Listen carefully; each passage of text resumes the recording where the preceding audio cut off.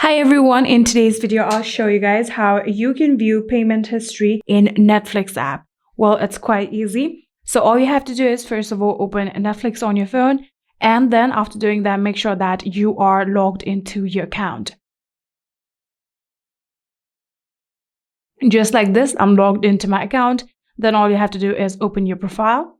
So after opening your profile, now what you're going to do is simply tap on this icon on your navigation bar. After doing that, you'll get this menu bar, tap on it.